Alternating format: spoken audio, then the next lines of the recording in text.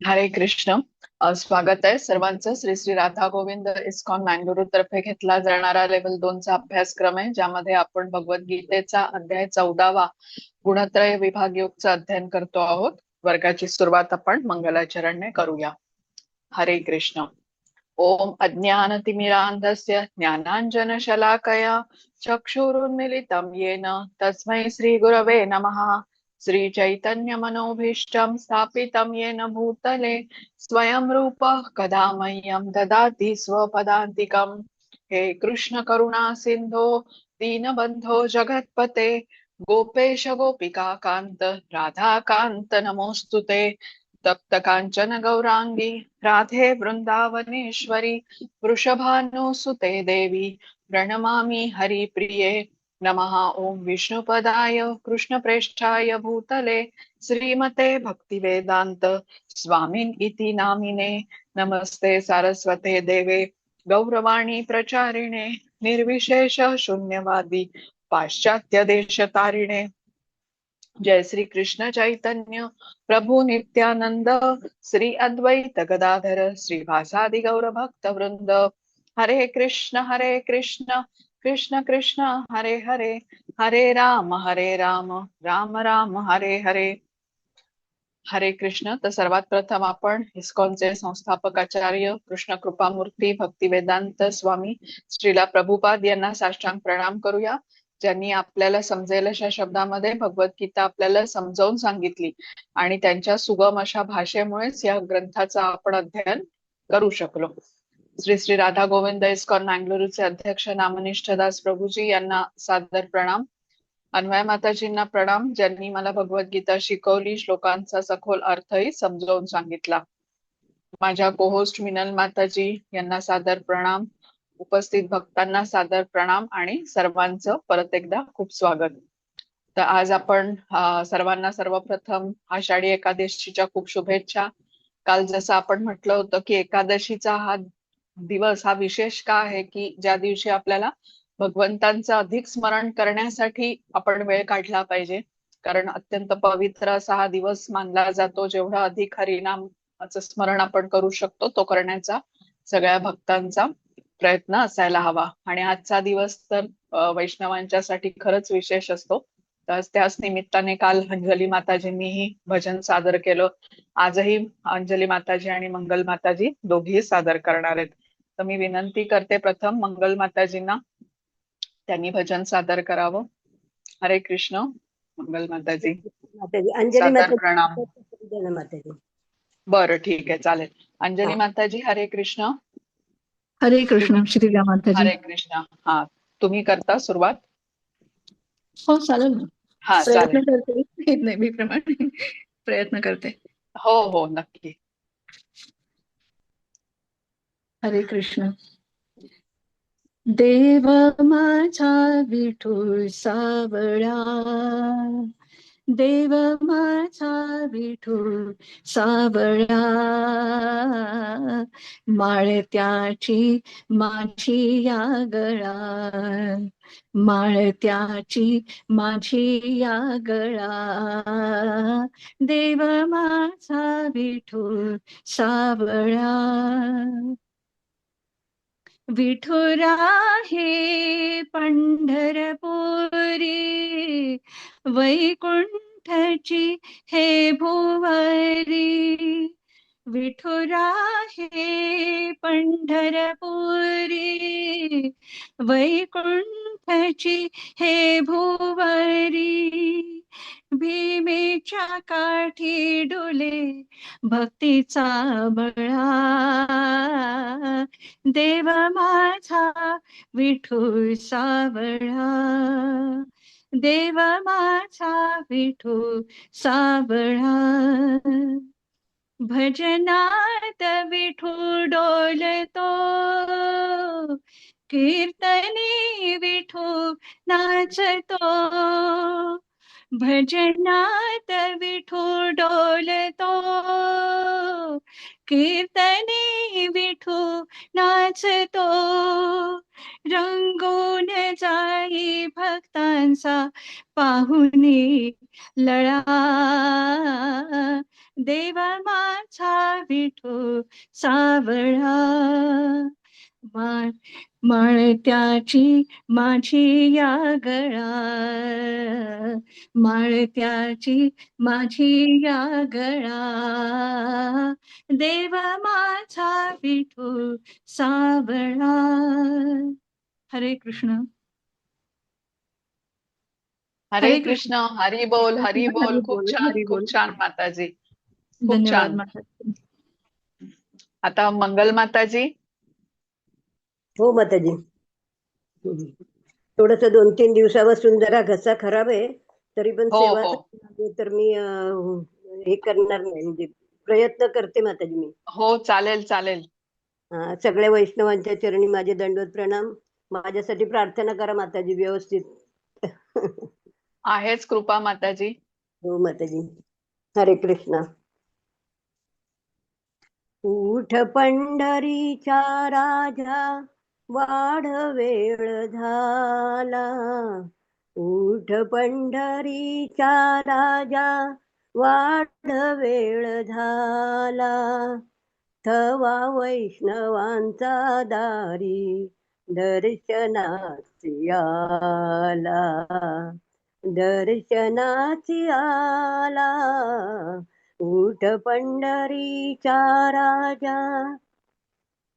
पूर्व दिशी उमटे भानू, घुमे वारियाचा वेणू. पूर्व दिशी उमटे भानू, घुमे वारियाचा वेणू. सूर सूर वेणूचा त्या सुगंधात नाला, सुगंधात नाला. उठ पंढरीचा राजा, उठ पंढरीचा राजा. कुक्षी घेऊन या कुंभा, उभी ठाकी चंद्रभागा. कुक्षी घेऊन या कुंभा, उभी ठाकी चंद्रभागा.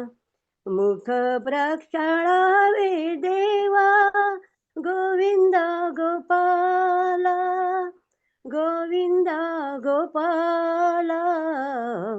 उठ पंढरीचा राजा, उठ पंढरीचा राजा. उठ पंढरीचा राजा.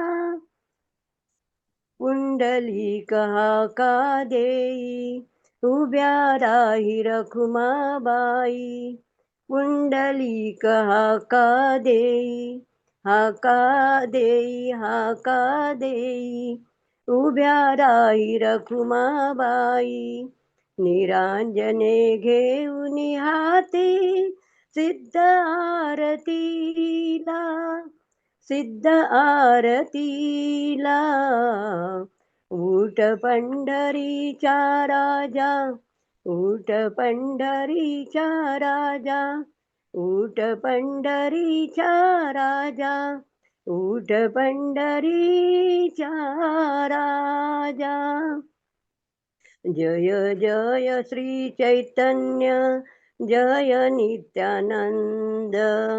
जय अद्वैत चंद्र, जय गौर भक्त वृंद. हरे कृष्ण कृष्ण कृष्ण हरे हरे. हरे राम राम राम हरे हरे. हरे कृष्ण हरे कृष्ण हरे कृष्ण. हरे कृष्ण हरे कृष्ण, हरे कृष्ण हरे कृष्ण. गौर प्रेमानंदी. हरी हरी बोल. हरी बोल, हरी बोल. खूप खूप छान छान माताजी. माताजी, हरी बोल. खूप सुंदर. खूप छान. खूप छान. आज अगदी जसं श्रीला प्रभुपाद म्हणायचंय की कुठल्याही वर्गाची सुरुवात नेहमी कीर्तनाने व्हायला पाहिजे, तर आज अगदी आपण तसंच केलंय. तर दोन्ही माताजींचे, अंजली माताजी, मंगल माताजी, दोघींचे खूप धन्यवाद. खूप छान भजन, सुंदर भजन तुम्ही सादर केलं आणि पांडुरंगाच्या चरणी सेवा अर्पण केली. तर हरी बोल आणि हरे कृष्ण तुम्हाला. आता आपण आपल्या धन्यवाद. अध्याय हरे कृष्ण माताजी. आपण आपल्या अध्यायाकडे वळूया. 14वा अध्याय आपण शिकतो आहोत आणि काही श्लोक आपण 11 श्लोक बहुतेक आपण पूर्ण केले होते आणि आता 12व्या श्लोकाकडे वळतोय. तर काल आपण काय समजून घेतलं? गुणत्रय विभाग योग. गुणत्रय विभाग योग मध्ये आपण प्रकृतीच्या या 3 गुणांबद्दल जाणून घेतोय. कारण हे गुण आपल्याला बंधनामध्ये बांधतात आणि या बंधनातून मुक्त होऊन यांना पार कसं करायचं हे आपल्याला शिकून घ्यायला हवं. त्यांच्या बंधनानेच आपण भौतिक प्रकृतीमध्ये अडकून राहतो आणि जन्ममृत्यूच्या चक्राला पार करू शकत नाही. तर हे 3 गुण कुठले? तर सत्वगुण, रजोगुण आणि तमोगुण. सत्वगुणाची वैशिष्ट्य काय? तर मनुष्य बुद्धिमान असतो, ज्ञानी असतो, त्याला योग्य काय अयोग्य काय हे समजतं आणि त्यानुसार तो वागतोही. शांतपणे सुखी समाधानाने आयुष्य जगतो. पण कृष्णांकडे जाण्यासाठी तो मात्र प्रगती करत नाही. ज्ञान आणि सुख यामध्येच तो भौतिक बंधनामध्ये अडकतो. उच्च लोकांची प्राप्ती मृत्यूनंतर त्याला होते, पण पुण्य संपल्यानंतर परत पृथ्वीवरती त्याला जन्म घ्यावा लागतो. रजोगुणी म्हणजे आपण समजून घेतलं की ज्याच्याकडे खूप इच्छा आहेत आणि त्या पूर्ण करण्यासाठी खूप परिश्रम तो करतो. इच्छा पूर्ण झाल्या तर त्याला थोडं समाधान मिळतं, परत नवीन इच्छा जागृत होतात आणि त्या इच्छांची पूर्ती तो करायला प्रयत्न करतो. तर हे असंच सतत चक्र त्याचं सुरू असतं. रजोगुणीच्या इच्छा कधी संपत नाही आणि त्यामुळे तो वारंवार पृथ्वीवरती जन्म घेतो. आणि तमोगुण म्हणजे अज्ञान. अज्ञानाच्या प्रभावाने तो म्हणजे काही कार्य व्यवस्थितपणे करत नाही. आळशीपणा असतो त्याच्यामध्ये, कामचोरपणा असतो, चालढकल असतो, जबाबदारी न घेण्याची त्याची सवय असते. तर पशुसारखं जीवन तो जगत असतो आहार निद्रा भय मैथून मध्ये आणि परिणामी त्याची अधोगतीच होते. मृत्यूनंतर पशुयोनीतच त्याला जन्म मिळतो. आता ह्या 3 गुणांमध्ये आपण समजून घेतलं की वर्चस्वासाठी सतत चढाओढ सुरू असते. या गुणामधील कार्य आपण जसं करू तो गुण आपल्यामध्ये अधिक प्रबळ होत असतो. म्हणजे आपली जीवनशैली जी असते ना तिथे खूप महत्वाची भूमिका निभावत असते. प्रत्येकामध्ये एक प्रबळ गुण असतोच आपल्यामध्ये जन्मतः. पण आता ह्या जन्मात आपण जशा सवयी लावून घेतो, ज्यांच्या बरोबर संग ठेवतो, जशा प्रकारचा आहार घेतो, त्याने तसा तसा तो गुण मग प्रबळ होत जातो. तर साधा सात्विक आहार, सरळ जीवन, चांगल्या सवयी, चांगल्या ग्रंथांचं वाचन इत्यादी केल्याने सत्वगुण वाढीस लागतो आणि हा सत्वगुणच पुढे आपली ऊर्ध्व प्रगती घडवून आणू शकतो कृष्ण भावनेमध्ये. या गुणांना पार करून गुणातीत होण्यासाठी. तर तमोगुणी आणि रजोगुणी व्यक्तीने जर का शास्त्रांच्या आदेशांचं पालन केलं, भौतिकाकडे अनासक्ती ठेवली, गुरूंच्या उपदेशांप्रमाणे ते वागले, तर क्रमशः तेही सत्वगुणाकडे प्रगती करू शकतात. म्हणजे रजोगुणी आणि तमोगुणी व्यक्तींना निराश होण्याचं कारण नाही, पण त्यांनी जो मार्ग सांगितलेला आहे तो त्यांना अवलंबवावा लागेल. तर आता 12व्या श्लोकापासून आपण आज सुरुवात करूया.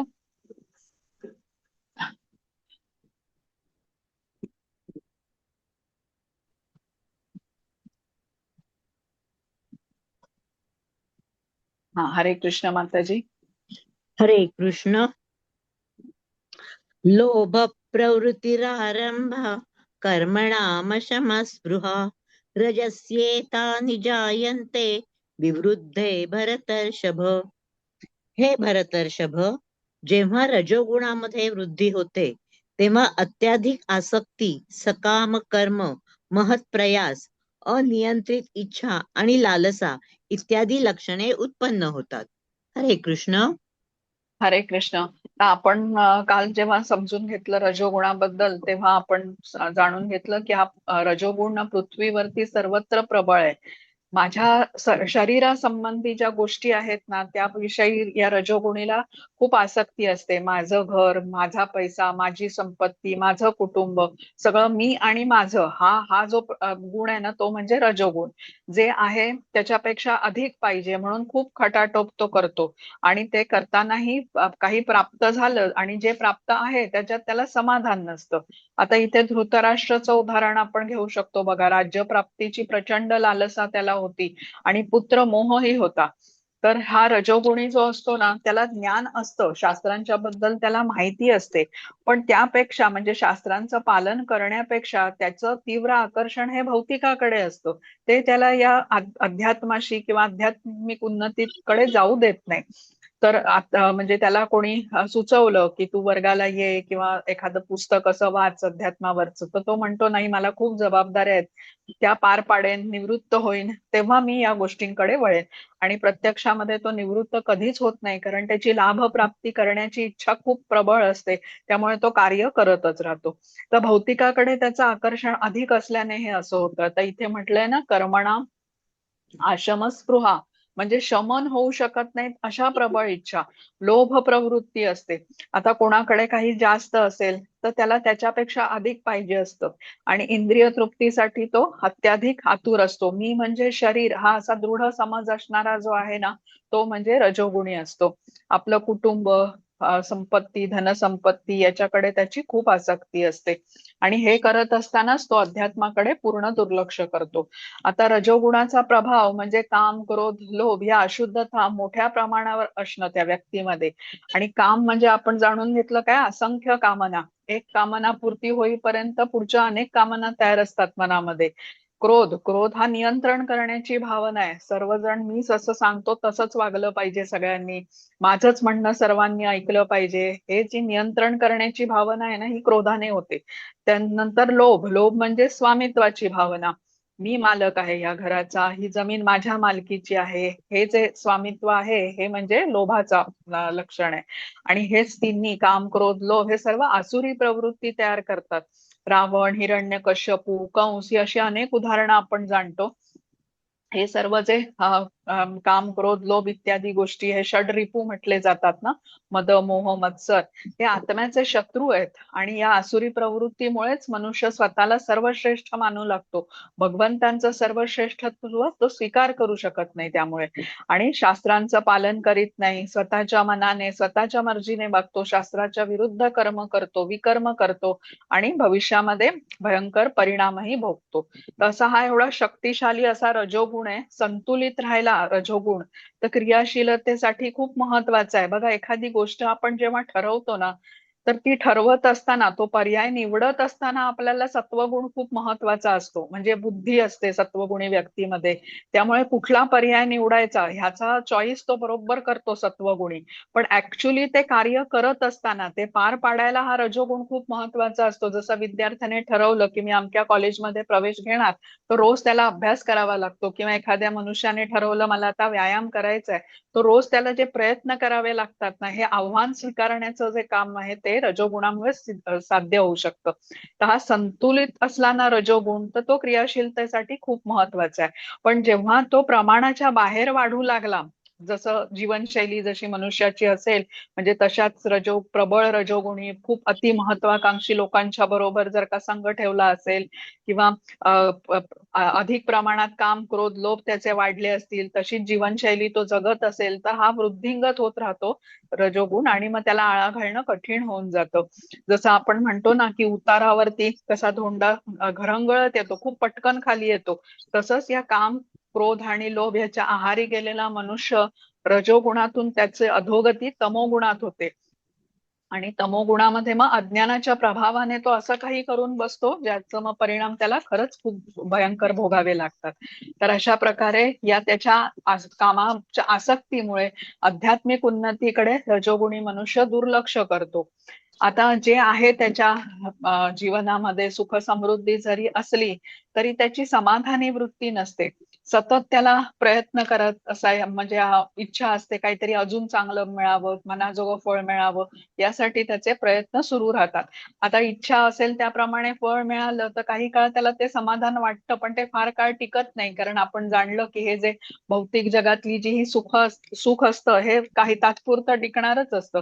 मग परत त्याला इच्छा होते, परत तो प्रयत्न करतो फळ मिळवण्याचे, आणि मनाजोगं फळ मिळालं नाही तर दुःख येतं, दुःख होतं, त्याला क्रोधही येतो. त्यामुळे त्याचं मन रजोगुणीचं शांत नसतं, अस्थिर असतं. आणि असं अशांत मन आता कृष्ण भावनेशी जोडून घेण्याचा विचारही करू शकत नाही. अशांत मन केवळ इंद्रिय तृप्तीच्याच नवीन नवीन योजना आखत राहतं, कारण त्या व्यक्तीला रजोगुणाच्या प्रभावामुळे असं वाटतं की केवळ इंद्रिय तृप्ती मी केली तर मी सुखी राहीन. तर या अशा त्याच्या विचारांमुळे, कारण काम, क्रोध आणि लोभ ह्याच्या आहारी तो गेलेला असतो, त्यामुळे सतत त्या कामना आणि त्या पूर्ण करण्याची त्याला इच्छा असते. अशा प्रकारे हा रजोगुणी अत्यंत अशांत, असमाधानात असं आयुष्य जगत असतो. आता पुढचा बघू आपण.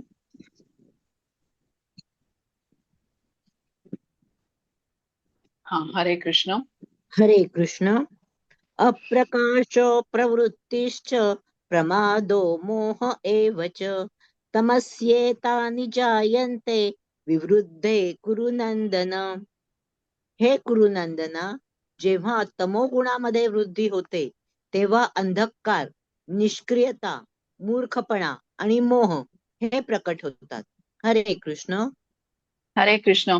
आता रजोगुणाचं वैशिष्ट्य म्हणजे तृष्णा, कधी न संपणारी लालसा, इच्छा. म्हणजे तृष्णा म्हणजे आपण कसं म्हणतो, जी कधी शमत नाही. म्हणजे कितीही भरलं तरी पोतं भरतच नाही, ही जी एक स्थिती आहे ना, ती त्या रजोगुणाची असते. आणि आता या श्लोकामध्ये तमोगुणाबद्दल सांगितलंय. तमोगुणाची वाढ झाली म्हणजे अज्ञानामुळे अंधकारमय जीवन होतं. असा व्यक्ती निरर्थकच कामं करतो. त्याच्या अज्ञानामुळे त्याच्या मनामध्ये आता कसल्या इच्छा जागृत होतील याचा काही नेम नसतो. कारण त्याला योग्य अयोग्य समजण्याचं ज्ञानच नसतं. भ्रमित असतो, आळशी असतो, स्वप्न बघतो, पण कृती करत नाही त्यावर. शरीर व्यवस्थित असलं तरी त्याला परिश्रम करायचे नसतात. जणू त्याला प्राण्यासारखं आयुष्य तो जगतो. आता इथे बघा चित्र दाखवलंय, व्यसनाधीनता आहे, मोबाईलचा वापर आहे, सोशल मीडिया वगैरे, हे सगळं जे अति असतं ना, कुठली गोष्ट अति प्रमाणात, ते तमोगुणाच्या प्रभावामुळे होत असतं. आता आपण आपल्या मनात मग प्रश्न उठतो की मग जीवनामध्ये काही महत्वाकांक्षा ठेवायची का नाही. रजोगुणाचं आपण जाणून जेव्हा घेतलं, म्हणजे रजोगुणी महत्वाकांक्षी असतो, लोभी असतो, तर मग ह्याच्यामध्ये आपल्याला फरक करायला शिकलं पाहिजे. आपण म्हटलं ना, संतुलित असायला पाहिजे हा रजोगुण. तर आपल्या आवश्यकता काय आहेत आणि मनातल्या इच्छा काय आहेत ह्याच्यामध्ये नेहमी बघा कायम ते द्वंद्व सुरू असतं.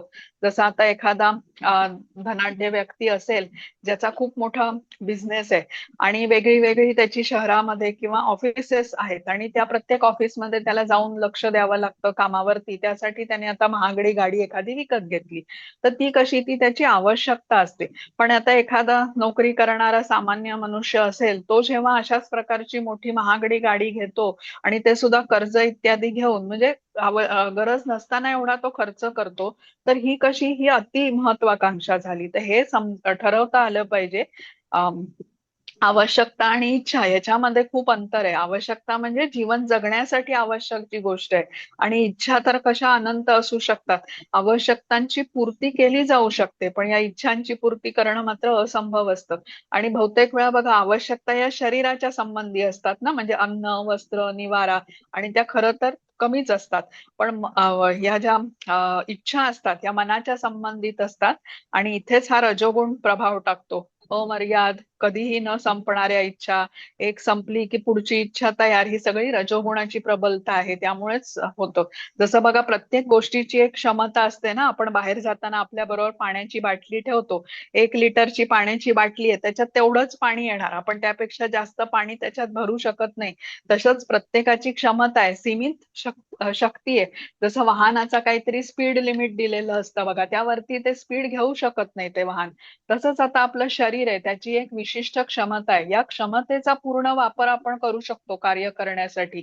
पण आता एखादा व्यक्ती आता तहान, भूक, झोप सर्व सोडून कुटुंबाच्या बरोबर वेळ न घालवता आणि आपल्या तब्येतीची काळजी न घेता अशी महत्वाकांक्षा गाठायची म्हणून त्यामागे जर का पळू लागला, तर जीवनामध्ये अनेक प्रकारचं नुकसान त्याला प्राप्त होतं. कुटुंब दूर होतं, पैसे कमवताना तब्येतीकडे लक्ष पुरवलं जात नाही, त्यामुळे हार्टचे प्रॉब्लेम्स येतात.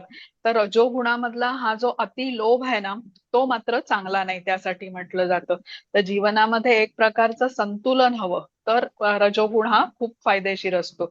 भौतिक आणि आध्यात्मिक जीवनामध्ये हे संतुलन त्या रजोगुणी व्यक्तीला करायला जमत नाही. म्हणजे तो आहारी जातो, काम मनातल्या ज्या इच्छा असतात ना त्याच्या मागे धावत तो आहारी जातो, वाहावत जातो. तर शरीराला निरोगी ठेवायला आपल्याला कसा व्यायाम करावा लागतो. पण आता एखादा व्यक्ती इतका व्यायाम करतो की त्याला सगळ्याच गोष्टीचा विसर पडला, तर तेही योग्य नसतं. तसंच जीवनामध्ये कोणी पैसा कमवतो, व्यवसायामध्ये प्रगती करतो, घर बांधतो आणि हे करत असताना लोभापायी त्यातच गुंतून पडतो, कारण तिथे समाधानच नाही. तर कुठे थांबायचं हे जे सांगण्याची जी बुद्धी आहे ना, ही रजोगुणी व्यक्तीला ती क्षमता नसते, ती मात्र सत्वगुणीकडे असते. त्यामुळे योग्य ठिकाणी तो स्वतःला आवर घालू शकतो. आणि रजोगुणी व्यक्ती ह्या अशाच गुणांमुळे मग मी कोण, भगवंत कोण याचा विचार त्याला आयुष्यामध्ये कधी चुकून सुद्धा येत नाही. म्हणजे आंधळा होऊन एखाद्या गोष्टीच्या मागे जसा लागतो तसा हा रजोगुणी व्यक्ती असतो.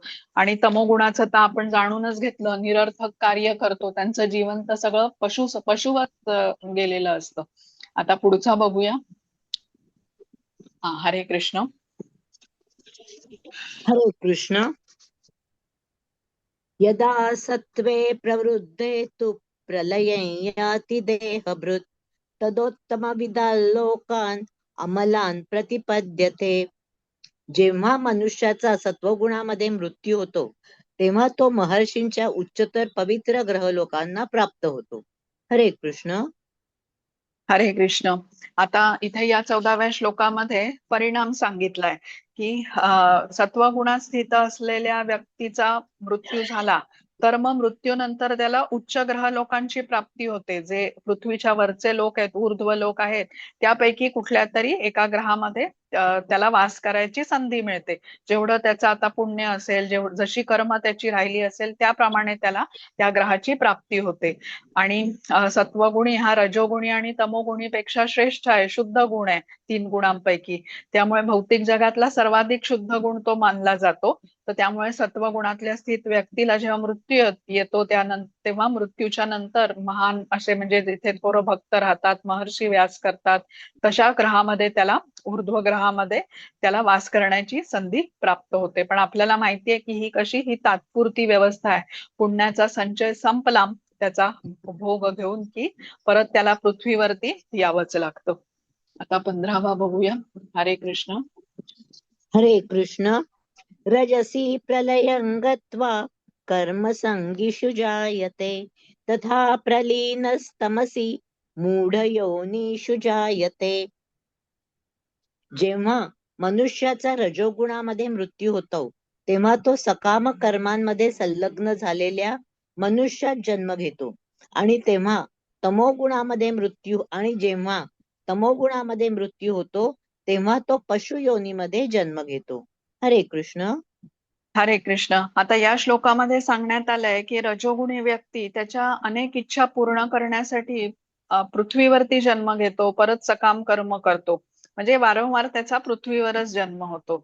आणि तमोगुणी व्यक्ती अज्ञानामुळे मनुष्य जीवनाचा वापर पशुवत जगण्यासाठी करतो आणि मृत्यूनंतर एखाद्या पशुयोनीमध्येच त्याला जन्म मिळतो. आता योग्य ज्ञान न घेतल्याने काही जणांचा गैरसमज असतो की आता आपल्याला मनुष्याचा जन्म मिळाला आहे तर मृत्यूनंतर आपल्याला मनुष्याचाच जन्म मिळणार. पण असं होत नाही. मनुष्य जन्मात आपण जसं काही कर्म केलं असेल, ज्या आपण इच्छा बाळगल्या असतील, त्यावरून पुढे ठरेल की आता आपल्याला पुढचं शरीर कुठलं मिळेल. रजोगुणी व्यक्ती सद्विवेक बुद्धीने वागला तर तोही सत्वगुणापर्यंत प्रगती करू शकतो. पण अतिलोभाच्या आहारी गेला तर तमोगुणामध्ये त्याची अधोगती होऊ शकते. आणि पतन होणं किंवा अधोगती होणं म्हणजे काय, तर मनुष्य जन्माच्या नंतर प्राण्यांच्या शरीरामध्ये जन्म घेणं. आता हा असा जन्म प्राप्त झाला की म्हणजे जशा त्या व्यक्तीच्या वासना मनुष्य जन्मात राहिल्या असतील, जशी कर्म राहिली असतील, त्याप्रमाणे त्या प्राण्याचं शरीर त्याला भगवंतांच्या इच्छेनुसार मिळतं. आता आपण लेवल 1 ला पण ही स्लाइड बघितली होती बघा, जी गरुड पुराणाच्या आधारावरती तयार केलेली आहे. तर एखादी स्त्री असेल जिला आता कमी कपडे घालायला आवडत असतील तर तिला कदाचित वृक्षाचा जन्म मिळेल जिथे तिला विवस्त्र राहता येईल. किंवा एखादा व्यक्ती जो अनियंत्रितपणे मांसाहार करत असेल तर त्याला वाघासारख्या हिंस्त्र पशुचं शरीर प्राप्त होऊ शकतं, जिथे तो मग मनोसक्त मांसाहार करू शकतो. आता एखादा खादाड असेल, हावरट असेल, विचार न करता काहीही खात असेल, शिळं अन्न, दुर्गंधीयुक्त अन्न, तेही खायची त्याची तयारी असेल तर त्याला डुकराचं शरीरही मिळू शकतं. तर म्हणून मनुष्य जन्माचं महत्व लक्षात घेऊन आपल्याला कृष्ण भावनेमध्ये संलग्न करून घेणं हे आपल्यासाठी हितकारक आहे, हे आपल्याला सांगितलेलं आहे बघा. तर अन्यथा जन्मामृत्यूच्या चक्रामध्ये सदैव अडकूनच पडावं लागेल. आणि तमोगुणी असलेल्यांसाठी, तमोगुणा ज्यांच्यामध्ये प्रबळ आहे त्यांच्यासाठी ही म्हणजे सूचना दिलेली आहे, परिणाम इथे सांगितलाय की भविष्यात त्यांना प्राण्यांच्या शरीरामध्ये जन्म घ्यावा लागेल. आणि मिळालेला मनुष्य जन्म, पण व्यतीत कसा केला? तर आहार, निद्रा, भय, मैथुन हेच केलं, याशिवाय काहीच केलं नाही. तर कृष्ण म्हणतात की मग आहार, निद्रा, भय, मैथुन हे तर सर्व मनुष्यापेक्षा प्राणी अधिक चांगल्या प्रमाणात करू शकतात. तर हितोपदेशामध्ये प्रसिद्ध श्लोक आहे बघा, आहार, निद्रा, भय, मैथुनम च सामान्यमेतत् पशुभिः नराणाम धर्मो हि तेषाम अधिको विशेषो धर्मेण हि ना पशुभी समाना. म्हणजे काय? आहार, निद्रा, भय, मैथुन चारही प्रवृत्ती मनुष्यामध्ये पण आहेत आणि पशुमध्ये पण आहेत, समान प्रवृत्ती आहेत या. मग मनुष्यामध्ये याशिवाय एक अधिक विशेषता आहे, ती म्हणजे हा धर्म. धर्म म्हणजे विवेक बुद्धी ज्याला म्हणूया. ज्या मनुष्यात हा धर्म नाही, ही विवेक बुद्धी नाही, तो कसा आहे? तो धर्मेण ही न पशुभी समाना, म्हणजे तो पशु समानच आहे. आता आहाराबद्दल बघा, आहार, निद्रा, भय, मैथुन आपण म्हटलं ना, मनुष्याच्यासाठी या गोष्टी कशा लाभदायक नाहीत हे समजून घेऊया. आहार, आता हत्ती जेवढा आहार करतो तेवढा आपण खाऊ शकतो का? तर नाही. गाय आहे, म्हैस आहे, बकरी आहे, दिवसभर चरू शकतात, आपण तेही करू शकत नाही. फार फार तर आपण अर्धा तास बसून भोजन करू शकतो, त्यावरती नाही. मग निद्रा, आता काही उत्तर ध्रुवावरती किंवा थंड प्रदेशात काही अस्वल असतात जी 6-6 महिने झोपतात, तर आपल्याला तेही शक्य नसतं. आपल्या घरी कुत्रा मांजर असेल तर आपण बघतो तेही खूप वेळ झोपू शकतात, पण आपण तसं करू शकत नाही. मग भय, आता पक्षी आहेत, ते कसे जराशी हालचाल झाली तर उडून जातात. प्राण्यांनाही खूप भय असतं, तर ते 4 पाय त्यांना असतात, त्यामुळे ते खूप वेगाने पळू शकतात, उड्या मारू शकतात, झेप घेऊ शकतात आपल्या सुरक्षेसाठी, तर आपण तेही करू शकत नाही. आणि मैथून म्हणजे माकडं जेवढी पिल्लं जन्माला घालतात तेवढंही मनुष्याला शक्य नाही. पक्षी दिवसातून अनेक वेळा करतात, तसंही मनुष्य करू शकत नाही. आता कृष्ण काय म्हणतात इथे, की मनुष्य जीवन तुम्ही आहार, निद्रा, भय, मैथुन यामध्ये गमावलं, तर मग आता पशुचं शरीर घ्या आणि अधिक चांगल्या प्रकारे हेच करा, भोग करा. तर इथे लक्षात घेऊया की मनुष्याचं शरीर हे प्राण्यांच्या सारख्या मर्यादेच्या बाहेर उपभोग करू शकत नाही.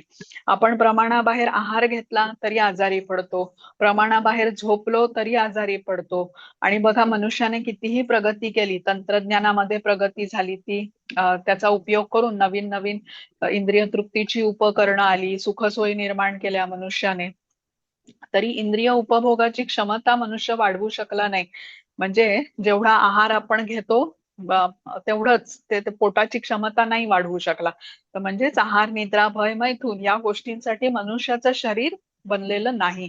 तर असे भोग क्षणिक असतात, क्षणिक सुख देणारे असतात आणि नंतर अनेक पटीने मग दुःखच प्राप्त होतं. आपण 5व्या अध्यायातला जो 22वा श्लोक आहे, येही संस्पर्शजा भोगा दुःख यो नव एवते आद्यंतवंत कौंतेय न तेषु रमते बुधा. बुधा म्हणजे काय? कृष्ण म्हणतात, इंद्रियांपासून मिळणाऱ्या या सुखांना आरंभ आहे आणि अंत आहे, म्हणून बुद्धिमान मनुष्य या इंद्रिय सुखामध्ये आनंद घेत नाही. आणि पण तमोगुणी, रजोगुणी हे मात्र सतत इंद्रिय तृप्तीच्या मागे असतात आणि त्याचा परिणाम म्हणून त्यांची अधोगती होते. आता तमोगुणी व्यक्तीसाठी तर कृष्णांनी इथे धोक्याची सूचना दिली की त्याला पशुचाच जन्म मिळतो, कारण मनुष्य जन्म मिळूनही त्याने पशुवत व्यवहारच केलेला असतो. तर इथे पशुचं जीवन हे काही अत्यंत संघर्षमय असं असतं, कष्टाचा जन्म असतो, ते यातना भोगण्यासाठीच ते पशु शरीर मिळालेलं असतं. आणि एकदा हा पशुचा जन्म प्राप्त केला तर परत कधी त्याला तो मनुष्य जन्म मिळेल, प्रगतीची संधी उपलब्ध होईल, हे सगळं अनिश्चित होऊन जातो. कर्मयोनी हे केवळ मनुष्याचं शरीर म्हटलं जातं, जिथे जिज्ञासा ठेवून ज्ञान प्राप्त करून तो दिशा बदलू शकतो जीवनाची.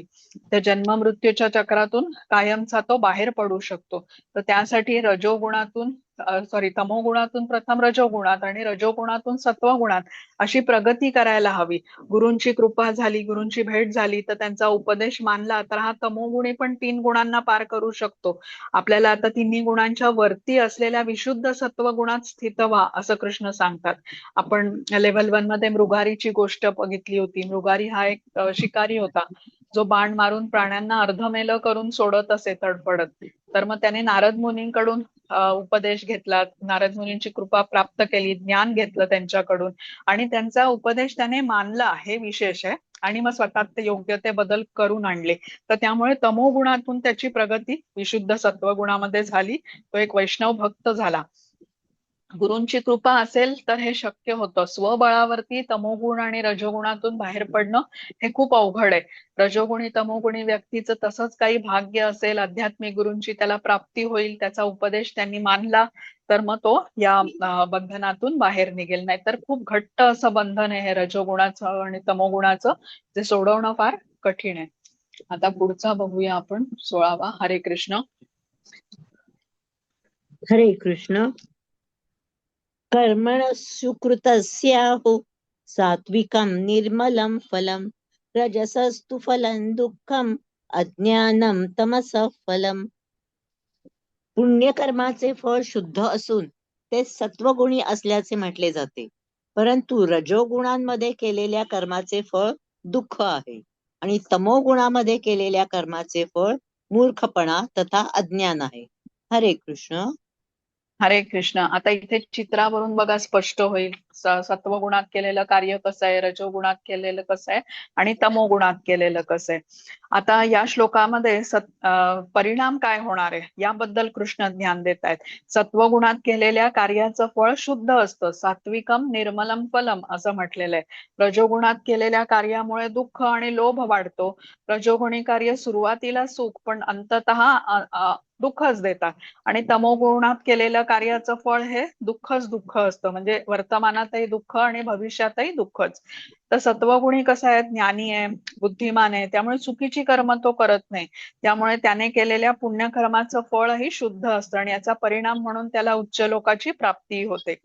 रजोगुणी कार्य हे लाभप्राप्तीच्या हेतूने केलेलं असतं, भौतिक स्वरूपाचं कार्य असतं आणि हे लाभही भौतिक स्वरूपाचे असतात. त्यामुळे त्यातून मिळणारं जे सुख असतं हे तात्पुरत्या स्वरूपाचं असतं. आता कोणी मोठं घर बांधलं, ह्याचं सुख तात्पुरत्या स्वरूपाचं आहे. मोठं घर बांधायला संपत्तीही खूप लागते, ती कमवण्यासाठी त्याला कठोर परिश्रम करावे लागतात. म्हणजे इथेही दुःख आहेच. जे गवंडी कामगार इत्यादी मिळून ते घर बांधतात त्यांनाही भरपूर शारीरिक परिश्रम करावे लागतात, म्हणजे दुःख आहेच. तर रजोगुणी कार्य हे लाभ प्राप्तीसाठी केलं जातं आणि आपण जसं म्हटलं की शरीरासंबंधी जे काही आहे ना, तर ते रजोगुणीला अतिशय दृढ आसक्ती असते. मी म्हणजे शरीर ही भावना दृढ असते. त्यामुळे माझं घर, माझी जमीन, माझी संपत्ती, माझं कुटुंब हे जे आहे ना, ते सर्व तात्पुरत्या स्वरूपाचं असल्याने शेवटी याचं फळ हे निष्फळ ठरतं. आता तमोगुणी अज्ञानातच कार्य करतो. इथे जसं दाखवलंय बघा, जिना बांधलाय पण त्या जिन्यावरती चढण्यासाठी जागाच सोडलेली नाहीये. आणि भ्रमित असतो तो, योग्य अयोग्य त्याला काही समजत नाही. त्यामुळे वर्तमानातही दुःख भोगत असतो आणि भविष्यातही दुःखच त्याला प्राप्त होतं. आता तमोगुणात जो आहे तो दुःख भोगतो आणि दुसऱ्यालाही दुःखी करतो. तसंच जो रजोगुणात आहे त्याच्यामध्ये सतत हा कामाग्नी जळत असतो. रजोगुण म्हणजे काम, असंख्य न संपणाऱ्या इच्छा, त्यामुळे समाधान नसतं. खूप धन जरी त्याने कमावलं असलं तरी त्याच्याकडे त्याची संतुष्टी नसते. पण सत्वगुणी ज्ञानी असतो, सुखी असतो आणि योग्य अयोग्य हे त्याला कळतं. तो सुखी असतो आणि इतरांनाही तो आनंद देण्याचा प्रयत्न करत असतो. म्हणजे सढळ हाताने तो दान करतो, काही मदत हवी असेल तर प्रत्युपकाराची अपेक्षा न ठेवता तो मदत करतो. तर आता ही जी सत्कार्य असतात, ही परोपकाराची जी कार्य असतात ना, ही सत्वगुणी व्यक्तीसाठी स्प्रिंगबोर्ड सारखी कामं करतात. आपण ते पोहण्याच्या तलावामध्ये बघतो ना, की मुलं कशी पहिल्यांदा त्या स्प्रिंगबोर्ड वरती उडी मारतात आणि मग तलावामध्ये डाईव्ह करतात. तर तसंच हे उन्नत करतात त्याला विशुद्ध सत्वगुणाकडे या अशा प्रकारे केलेली कार्य. आणि विशुद्ध सत्वगुण हा तिन्ही गुणांच्या वरती आहे. तर सत्वगुणाची विशेषता म्हणजे योग्य अयोग्य ठरवण्याची क्षमता त्या व्यक्तीकडे आहे. त्यामुळे व्यक्ती मला कोणाबरोबर संग केला पाहिजे, कुठलं कार्य केलं पाहिजे हे तो व्यवस्थित समजू शकतो आणि जसा संघ असेल तसंच त्याचं व्यक्ती वर्तनही करतो, आहारही तसाच निवडतो. तर या व्यक्तीची जीवनशैली, ज्या लोकांबरोबर तो वेळ घालवतो, ज्यांच्या संगतीत राहतो, यावरून आपलं खूप गुण ठरतात.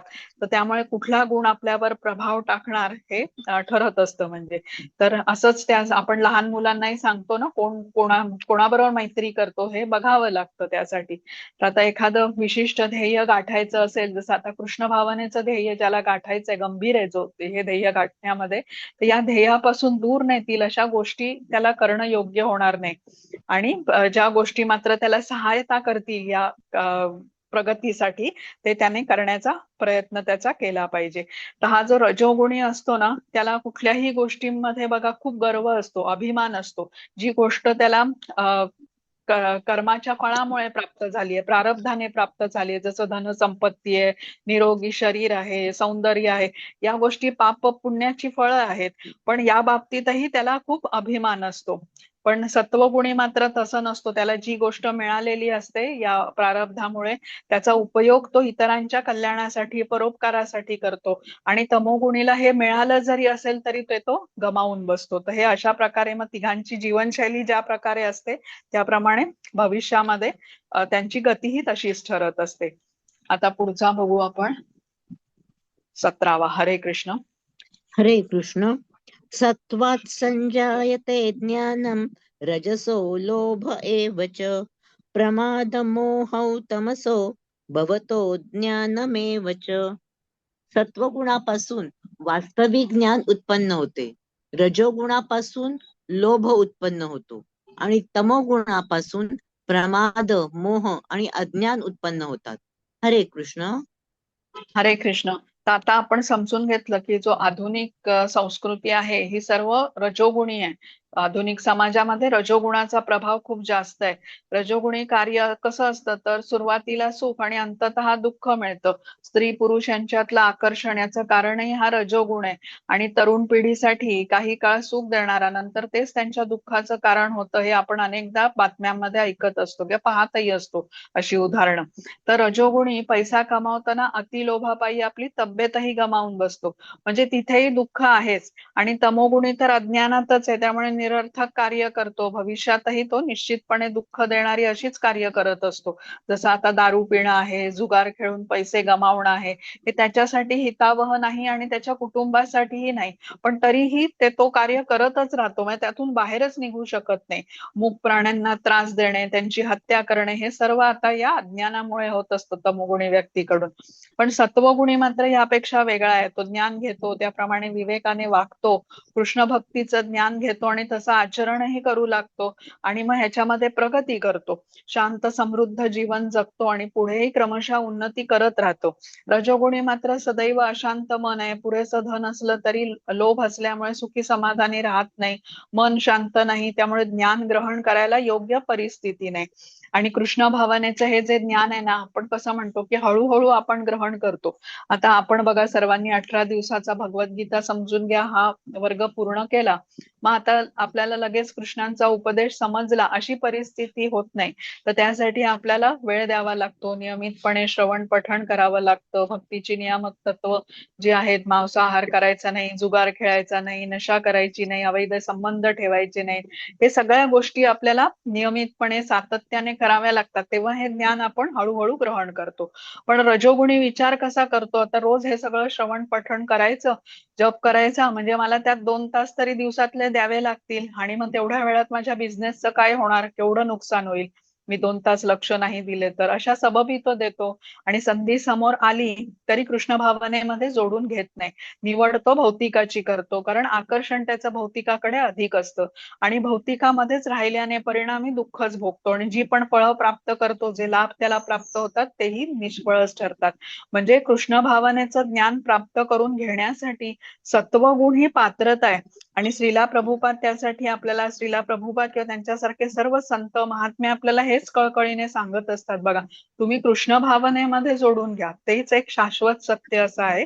आणि सत्वगुणाला पार पाडून मग विशुद्ध सत्वगुणापर्यंत तुम्ही प्रगती करा.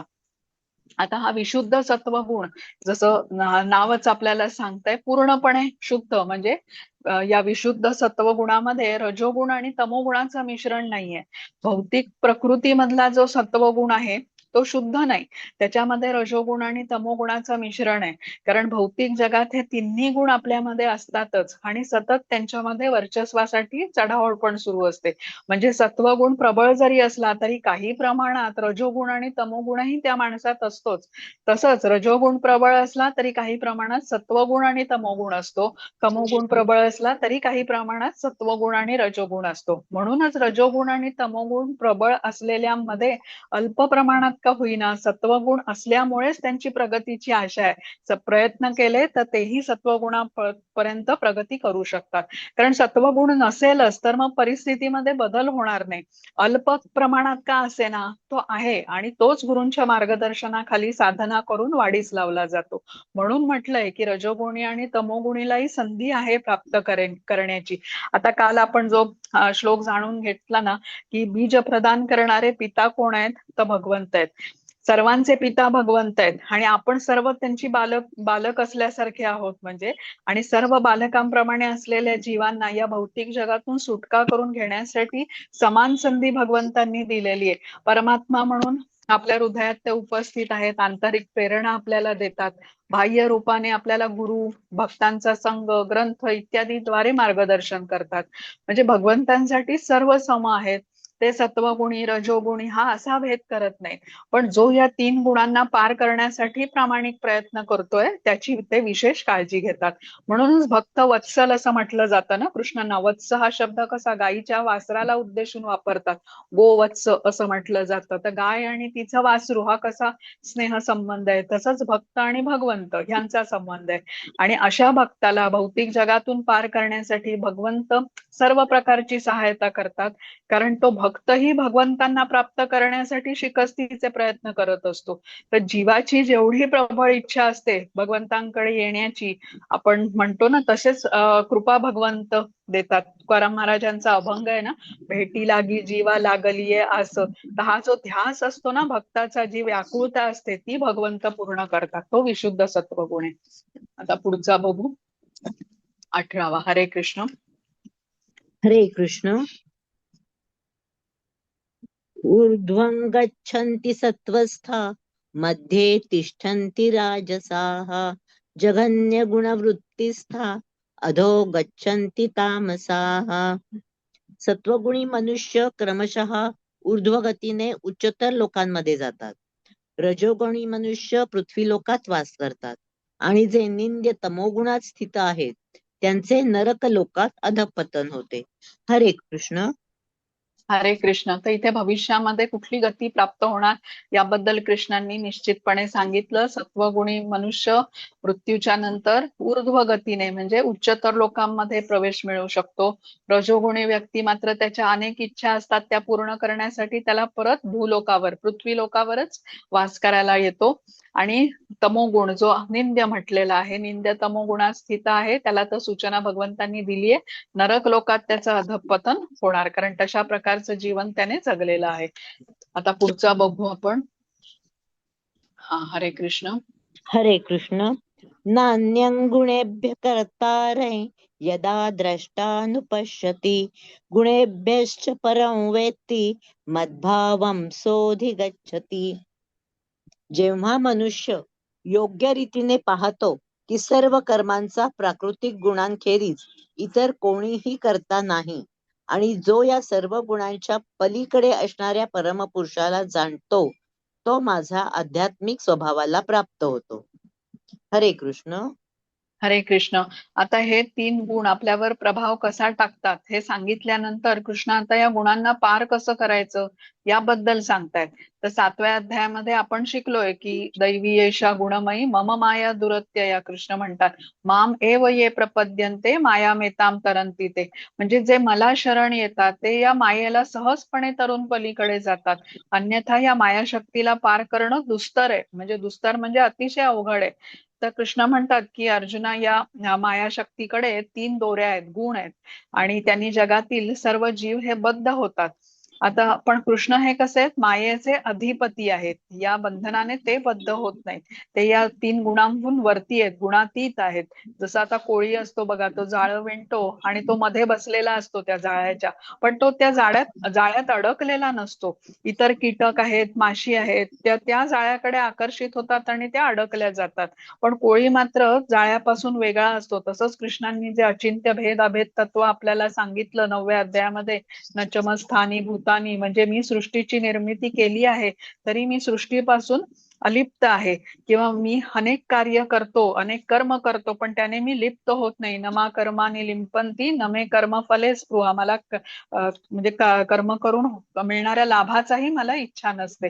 पण जीवाचं स्वरूप तसं नाहीये. जीव कसा आहे, मायाजालामध्ये अडकला जातो. ही मायादेवी कृष्णांची शक्ती आहे, तिच्यापासूनच हे 3 गुण आहेत. पण भगवंत या 3 गुणांनी बद्ध नाहीत, गुणातीत आहेत. तसंच हे प्रकृतीचे 3 गुण सर्व कर्मांचे कर्ते आहेत म्हटलेले. आणि जीव त्रिगुणांच्या बंधनात असल्याने मात्र असहाय्य असतो. विशिष्ट गुणांद्वारे प्रभावित विशिष्ट प्रकारच्या शरीरात तो स्थित असल्याने त्याला ते कर्म करणं भाग पडतं. आता ज्यावेळी मनुष्य जिज्ञासा बाळगतो, गुरूंना प्रश्न विचारतो आणि त्याची उत्तरं जाणून घेतो, मी कोण आहे, मला हे शरीर का प्राप्त झालेलं आहे, माझ्यामध्ये जे गुण आहेत त्याचा उपयोग मी कसा करू शकतो, म्हणजे जीवनाचा उद्देश काय आहे, हे आपलं वास्तविक स्वरूप काय आहे, याविषयी जेव्हा तो जिज्ञासा ठेवतो, तेव्हा आध्यात्मिक गुरूंकडून जाणून घेऊन या ज्ञानामुळे कृष्ण भावनेमध्ये स्थिर होऊ शकतो. आणि कृष्ण भावनेत स्थित होणं म्हणजेच कृष्णांना शरण जाणं. कृष्णांना शरण गेल्याने प्रकृतीच्या 3 गुणांना तो पार करू शकतो आणि त्यांच्या बंधनातून मुक्त होऊ शकतो. म्हणजे कृष्ण या श्लोकामध्ये म्हणतात ना, की माम एव ये प्रपद्यन्ते. माम एव म्हणजे केवळ मलाच शरण येण्याने तुम्ही या मायादेवीला पार करू शकाल. म्हणजे थोडक्यात काय तर भौतिक शरीर आपण धारण केलेलं आहे, म्हणजे मनुष्य म्हणून आपण या शरीरात आहोत भौतिक जगामध्ये, याचाच अर्थ आपल्यामध्ये अनर्थ आहेत, काही इच्छा आहेत, त्या पूर्ण करण्यासाठीच आपल्याला हे शरीर मिळालेलं आहे. भौतिक इच्छा नसते, आपण शुद्ध जीव असतो, तर आपण भगवंतांच्या धामातच असतो. तर हे जे काम, क्रोध, लोभ, मद, मोह, मत्सर हे जे षडरिपू आहेत, हे आपल्या सर्वांमध्ये आहेत आणि म्हणूनच या भौतिक जगामध्ये आपण आहोत. आणि असं असलं तरी या अनर्थांपासून सुटका करून घेण्यासाठी, आपलं शुद्धी करण्यासाठी मार्ग पण भगवंतांनी दिलेला आहे. आणि ते केल्याने, तो मार्ग अवलंबल्याने आपल्यामध्ये निश्चितपणे बदल घडून येतील. आता जे भक्त कृष्ण भावनेमध्ये संलग्न होतात, त्यांच्यासाठी प्रत्येक पुढचा जन्म हा आधीच्या जन्मापेक्षा श्रेष्ठ असतो असं सांगितलंय. भक्ताच्या प्रयत्नांवरती प्रसन्न होऊन भगवंत सेवेच्या अधिक संधी भक्ताला देतात. आणि असा भक्त ती संधी स्वीकारून, बघा इथे प्रत्येक वेळेला त्याच्याकडे जे प्रत्येक जीवाकडे जे सूक्ष्म स्वातंत्र्य असतं ना निवड करण्याचं, तर त्या स्वातंत्र्याचा तो उपयोग करतो, की कृष्णांची निवड तो करतो आणि उत्तम प्रकारे जेव्हा सेवा करतो, तर तेव्हा मग असा भक्त जो असतो कृष्णांना निवडतो, कृष्णांच्या सेवेमध्ये संलग्न असतो, असा भक्त कृष्णांना खूप प्रियही असतो. आपण 12व्या अध्यायातला जो 20वा श्लोक आहे, श्रद्धाना मत परमा भक्तास्ते अतीव मे प्रिय, खूप मला प्रिय आहे असं कृष्ण म्हणतात. आणि अशा भक्ताचा मृत्यू संसार रूपी भवसागरातून भगवंत त्वरित उद्धारही करतात. म्हणजे आपल्याला मिळालेल्या सूक्ष्म स्वातंत्र्याचा उपयोग करून भौतिकामध्ये भोग करण्याचा पर्याय न निवडता, जेव्हा आपण कृष्ण भावनेचा पर्याय निवडतो, तेव्हा तो प्रत्येक प्रयत्न आपल्याला एक एक पाऊल कृष्णांच्या जवळ नेत असतो, हे आपल्याला समजायला पाहिजे. आणि जो ज्या प्रमाणामध्ये कृष्णांना शरण जातो, त्याचं अनुरूप असं फळ कृष्ण देतात. हे कृष्ण आधी म्हणालेले आहेत बघा, 2 जीवात्म्या आहेत आणि त्याच्यापैकी एकाला कृष्ण स्वतःच्या इच्छेने चांगलं फळ देतील आणि दुसऱ्याला त्यांची इच्छा म्हणून काहीच फळ देणार नाहीत, असं होत नाही. 2 जीवात्म्यांमध्ये कृष्ण भेदभाव करत नाहीत त्यांच्या इच्छेने.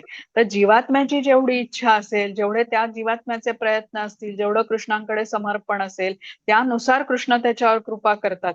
म्हणजे हे स्वातंत्र्य जीवात्म्याकडे आहे, कृष्णांकडे जायचं की नाही हे ठरवण्याचं आणि किती प्रमाणात जोडून घ्यायचं. जो कृष्णांपर्यंत जाण्याचे प्रामाणिक प्रयत्न करतो, मग अगदी अल्प अशी सेवा का असेना, कृष्ण त्याची नोंद घेतात आणि त्याची ती सेवा स्वीकारतात. त्यामुळे भक्ताची प्रत्येक पुढची सेवा ही आधीच्या भक्तीच्या जमेत घातलेली ही भर असते, हे म्हटलं जातं. आता ही भौतिक जगात मात्र बघा असं होताना दिसत नाही ना. आपण पुष्कळ प्रयत्न केले एखादं काम करण्याचं, तरी आपल्याला त्याच्यात यश मिळेलच त्या प्रमाणात असं काही खात्री देता येत नाही. केवळ आपल्या प्रयत्नांवरच ते फळ अवलंबून नसतं. प्रयत्न आपण करतो, कधी कधी यश आणि श्रेय कुठल्या दुसऱ्याच व्यक्तीला प्राप्त होत असतं. हे सगळं भौतिक जगात घडून येतं, त्याचा अनुभव आपल्याला असतो. पण आध्यात्मिक जग हे भौतिक जगापेक्षा वेगळं आहे. दोषरहित असं जे जग आहे ना, ते आध्यात्मिक जग आहे. आपण प्रयत्न केले ते कृष्णांपर्यंत पोहोचतात आणि ते वाया जात नाहीत. आणि आपला प्रत्येक पुढचा प्रयत्न हे आधीच्या प्रयत्नात घातलेली भर असते.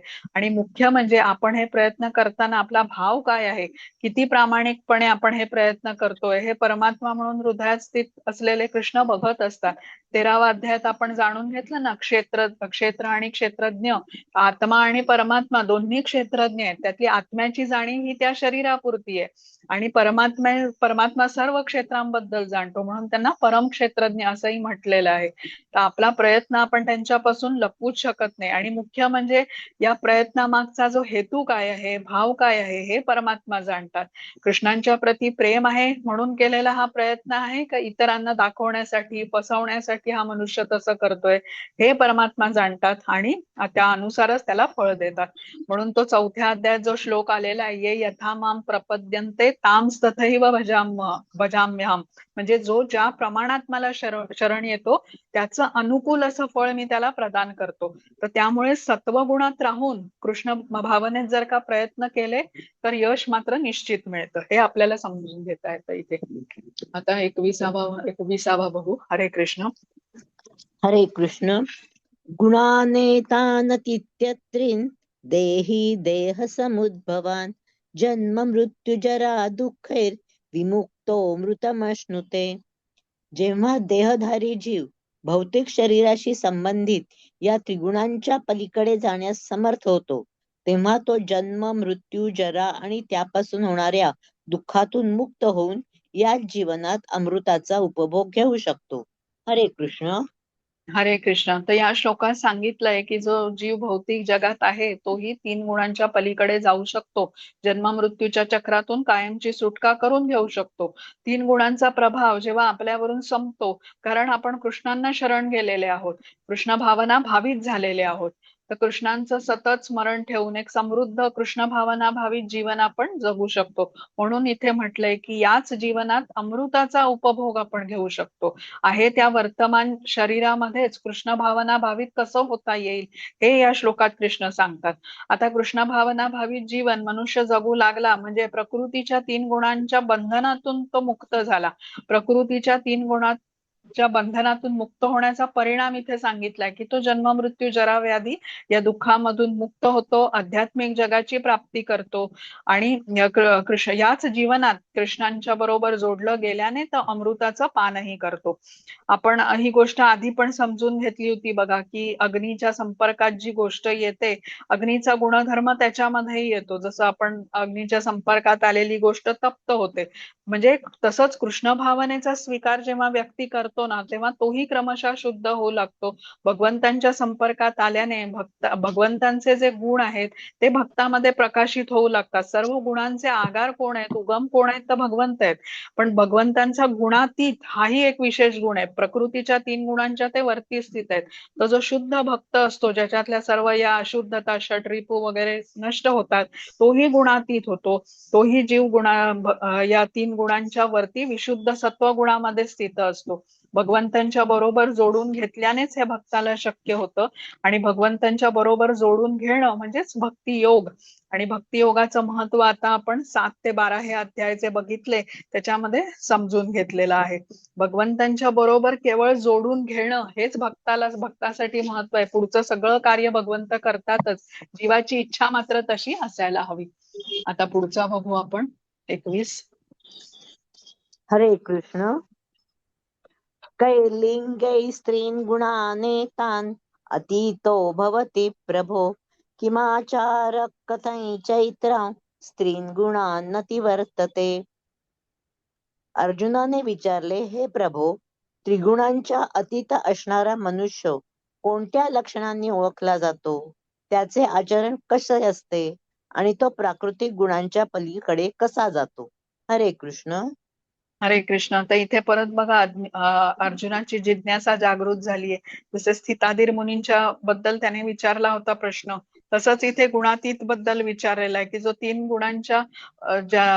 गुणांच्या अतीत असणारा, गुणातीत असणारा मनुष्य आता कसा ओळखला जाईल. तर आपण जाणलंय की वेदांच्या नियमांच्या नुसार कर्म करतो, जो कर्तव्य करतो तो रजोगुणातून आणि तमोगुणातून प्रगती करून सत्वगुणामध्ये स्थित होतो. आता सत्वगुणात जरी तो स्थित असला तरी त्याला बंधन आहेच. तर त्यासाठी वेदांचा अर्थ आपल्याला नीट समजून घेतला पाहिजे. पुढे आता 15व्या अध्यायात जो आपण उद्या शिकू त्याच्यामध्ये येणार आहे बघा हा श्लोक, की वेदांचा उद्देश काय, वेदांचा अंतिम उद्देश कृष्णांना जाणून घेणं हाच आहे. तर आता इथे या श्लोकामध्ये अर्जुनाने कृष्णांना प्रश्न विचारलेत. तर पहिला प्रश्न तो विचारतोय, त्रिगुणांना पार केलेल्या मनुष्याची लक्षणं काय असतात हे अर्जुन आता जाणू इच्छितो. दुसरा विचार, कोणती लक्षणं बघितली तर समजेल असं म्हणतोय तो, की असा मनुष्य त्रिगुणांच्या प्रभावाच्या पलीकडे. मग दुसरा प्रश्न विचारतोय, की या त्रिगुणातीत मनुष्य राहतो कसा, कार्य कसा करतो. आणि तिसरा जो महत्वाचा प्रश्न आहे, की ज्या माध्यमाने तो आता या दिव्य स्थितीची प्राप्ती करतो त्या माध्यमाविषयी अर्जुन जाणू इच्छितो. आता पुढच्या श्लोकामध्ये कृष्णाने त्याचं उत्तर दिलंय, ते आता आपण जाणून घेऊया. हरे कृष्ण. हरे कृष्ण. सगळे होळीनी वाचते हा. हो. श्री भगवान उवाच प्रकाशय च प्रवृत्तींच मोहमेव च पांडव न द्वेष्टि संप्रवृत्तानि न निवृत्तानि कांक्षति उदासीन वदासीनो गुणैर्यो न विचाल्यते गुणावर्तन्त इत्येव योऽवतिष्ठति नेङ्गते समदुःख सुखस्वस्थः समलोष्टाश्मकाञ्चनः तुल्यप्रिया प्रियो धीरस्तुल्यनिन्दात्मसंस्तुतिः मानापमानयो तुल्यो मित्रारिपक्षयोः सर्वारंभ परित्यागी गुणातीतः स उच्यते. हरे कृष्ण. श्री भगवान म्हणाले, हे पांडुपुत्र, जो प्रकाश, आसक्ती आणि मोह यांची उपस्थिती असताना त्यांचा द्वेष करीत नाही किंवा ते नाहीसे झाले तरी त्यांची आकांक्षा करीत नाही, जो त्रिगुणांच्या प्रभावामध्येही अविचलित आणि निश्चल राहतो आणि केवळ त्रिगुणच सक्रिय आहेत हे जाणून उदासीन आणि दिव्य राहतो, जो आत्मस्थित आहे आणि सुखदुःखाला सारखेच मानतो, जो माती, दगड आणि सोन्याकडे समदृष्टीने पाहतो, जो प्रिय आणि अप्रिय यांच्याबद्दल समभाव राखतो, जो धीर आहे आणि स्तुती व निंदा, मान व अपमान याकडे समभावाने पाहतो, जो मित्र आणि शत्रू यांच्याशी सारखीच वर्तणूक करतो आणि ज्याने सर्व भौतिक कर्मांचा परित्याग केला आहे त्या मनुष्याला गुणातीत असे म्हटले जाते. हरे कृष्ण. हरे कृष्ण. बघा आता हे आपण अनुवाद वाचला, ह्याच्यामध्ये जे गुण आहेत हे गुण ज्या भक्तामध्ये आहेत तो वेगळाच दिसणार आपल्याला, कारण त्याने कृष्णांच्या बरोबर जोडून घेतलेलं आहे. भौतिक प्रकृतीशी संपर्क सोडून सर्व भगवंत जे साक्षात पूर्ण पुरुषोत्तम भगवंत आहे त्यांच्या बरोबर जोडल्यानेच त्याला आता हे सर्व गुण प्राप्त झालेले, ती स्थिती प्राप्त झालेली आहे. तर या श्लोकामध्ये सर्व गुणातीत जो आहे त्याची लक्षणं सांगितलेली आहेत. तर कृष्ण सांगतात की जो गुणातीत आहे तर त्याच्यामध्ये हे सर्व काम, क्रोध, लोभ, मोह, मत्सर, अहंकार, ईर्ष्या, द्वेष अशा भावना नसतात, कसलीही लालसा नसते. आता या सगळ्या ज्या हे जे षडरिपू आहेत ना, ही खूप मोठी बाधा आहे बघा प्रगती करण्यामध्ये. तर भौतिक जगात जेव्हा मनुष्य आहे तो या त्रिगुणांपैकी एका गुणाच्या नियंत्रणात असतो, पण जेव्हा तो भौतिक देहाच्या बाहेर आहे तेव्हा तो त्रिगुणांच्या प्रभावातून मुक्त आहे. पण भौतिक देहात असताना जर का तो भगवंतांच्या भक्ती सेवेमध्ये संलग्न झाला तर देहात्मबुद्धीमध्ये बाहेर पडू शकतो. जोपर्यंत मी शरीरच आहे ही भावना आहे तोपर्यंत इंद्रिय तृप्ती हे त्याचं ध्येय असेल. पण जेव्हा ज्ञान तो घेतो आणि मग म्हणजे माझा जन्म हा इंद्रिय तृप्तीसाठी नसून भगवंतांच्या प्रसन्नतेसाठी आहे हे जाणून त्याप्रमाणे तो कार्य करतो, तेव्हा स्वतःच्या इंद्रिय तृप्तीच्या इच्छा आता त्याच्या हळूहळू क्रमशः संपून जातात. तर त्यामुळे या देहात असूनही देहाचा उपभोग घेण्याची त्याची इच्छा नसते किंवा देह सोडून जाण्याची पण त्याची इच्छा नसते, कारण या भौतिक देहाने साध्य करण्याची जी गोष्ट आहे कृष्णांबरोबर जोडून घेणं किंवा कृष्ण प्रेम प्राप्त करणं हे त्याने केलेलंच असतं. तर अशी ही दिव्य अवस्थेमध्ये तो स्थित असतो. म्हणून भौतिक जगात या भौतिक देहात जरी असला तरी तो मुक्त असतो. तर त्यामुळे भक्ती सेवेमध्ये संलग्न होणाऱ्याला प्रकृतीच्या 3 गुणांच्या प्रभावातून मुक्त होण्यासाठी वेगळे प्रयत्न करावे लागत नाहीत असं भगवंत सांगतात. प्रकृतीच्या तीन गुणांमधून मुक्त झालेला प्रकृतीच्या द्वंद्वातून मुक्त असतो. आता तीन गुण ह्याच्यामुळेच हे द्वंद्व येतात. द्वंद्व म्हणजे बघा कसं सुख दुःख, मान अपमान, हानी लाभ या सर्व गोष्टींमध्ये तो अविचल असतो. कृष्ण भावना भावित कार्य करण्यात तो मग्न असतो. त्याला कोणी मान देतो, कोणी त्याचा अपमान करतो, याकडे याचे विचार तो करत नाही. कृष्ण भावनेसाठी जे अनुकूल आहे त्याचा तो स्वीकार करतो. अन्यथा मग माती असेल, दगड असेल, सोनं असेल, सर्वांनाच तो समदृष्टीने बघतो. सर्व काही कृष्णांचं आहे असं तो मानतो. स्वतःच्या स्वामित्वाची भावना त्याची नसते. सर्व काही कृष्णांचे आहे म्हणजे सर्व गोष्टींचे स्वामी कृष्ण आहेत या अशा एका स्तरावरूनच तो सर्व गोष्टी बघत असतो. तर भौतिक जगामधलं सर्व अशाश्वत गोष्टी आहेत, म्हणजे क्षणिक सुख देणाऱ्या गोष्टींचा त्याच्यावर आता परिणाम होत नाही. पण कृष्ण भावनेमध्ये जे त्याला सहायता करतात त्यांना तो मित्र मानतो, पण जे आता त्याला मदत करत नाही त्यांना तो शत्रू मानत नाही. स्वतःच्या स्वार्थासाठी कुठलं कर्मही तो करत नाही, पण कृष्णांच्या आनंदासाठी तो सर्व काही करायला तत्परतेने तयार असतो. तर अशा आचरणानेच तो एका दिव्य अवस्थेमध्ये स्थित झालेला असतो. आता हे जसे गुणातीतांचं वर्णन आपण ऐकलं या श्लोकामध्ये, तर जे शुद्ध भक्त असतात, संत असतात, महात्मे असतात, त्यांचा व्यवहार बघा असाच असतो. आपण संतांची चरित्र वाचली तर तेव्हा आपल्याला समजतं ते भगवंतांच्या अनन्य भक्तीमध्ये रममाण असतात. सर्व जीवांच्या कल्याणार्थ परोपकारार्थ कार्य करत असतात. सहिष्णुता असते, सहनशीलता असते. तर हे महात्म्यांचे सर्व गुण आहे ते अभ्यासल्यावरती आपल्याला दिसतं. आत्मस्थित असतात, ते सर्व परिस्थितीमध्ये सम असतात. जसं श्रीला प्रभुपादांचं पण उदाहरण इथे आहे. तेही आत्मस्थित होते. जेव्हा अमेरिकेमध्ये होते कृष्ण भावनेचा प्रचार प्रसार करण्यासाठी, तर वेगवेगळ्या ठिकाणी जेव्हा प्रवचन द्यायला ते जायचे तेव्हा त्यांचे भक्त त्यांना मोठ्या मोठ्या गाड्यांमधूनही घेऊन जात असत.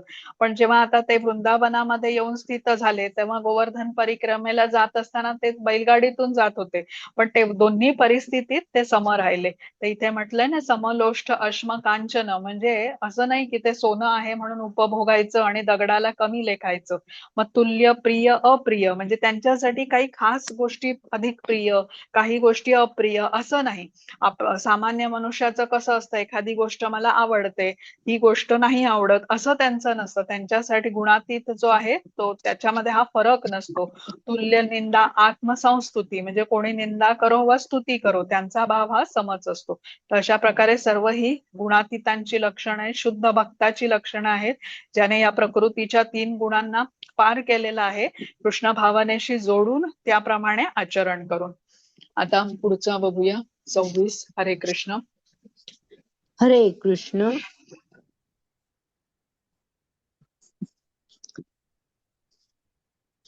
मैचयो व्यभिचारेण भक्तियोगेन सेवते सगुणान् समतीतैत्यान् ब्रह्म भूयाय कल्पते.